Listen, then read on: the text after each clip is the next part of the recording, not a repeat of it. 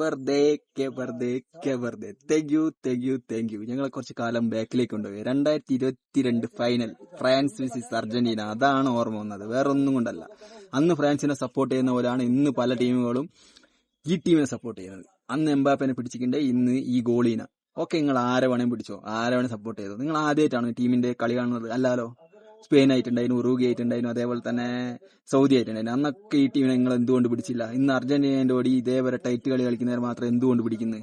നിങ്ങൾ ആരെ വേണേലും പിടിച്ചോ, നിങ്ങൾ ആരെ സപ്പോർട്ട് നമുക്ക് വേണ്ട. ഓക്കെ, ഞങ്ങൾ ഈ ടീമായിട്ട് തന്നെ മുന്നോട്ട് പോവും, അടിപൊളിയായിട്ട് തന്നെ കളിക്കുകയും ചെയ്യും. ടീമിന്റെ കാര്യം കേട്ടോ, ഈ ടീമിനെ നമ്മൾ ആരും ഇതുവരെ താത്തിയോ അല്ലെങ്കിൽ കുറച്ച് നമ്മൾ കണ്ടില്ല. ഈ ഓപ്പോസിറ്റ് ടീമാണ് പറയുന്നത് ഇവര് ചെറിയ ടീമാണ്, മറ്റേ ടീമാണ്. നമ്മൾ ഇതുവരെ ഈ ടീമിനെ താത്തിയിട്ടോ ഒന്നും പറയില്ല. അടിപൊളിയായിട്ട് സൂപ്പറായിട്ട് കളിച്ചിട്ടുണ്ട് ഈ ടീം. അപ്പൊ ഇനി വരും കളികളിൽ കാണാം. സപ്പോർട്ടേഴ്സ്, ഡിയർ ഹേറ്റേഴ്സ്, നിങ്ങളല്ല ഇതേപോലെ തന്നെ മേലേക്ക് പോവാ, അന്നേരമാണ് ഞങ്ങൾക്കും കുറച്ച് ആവേശമാവും.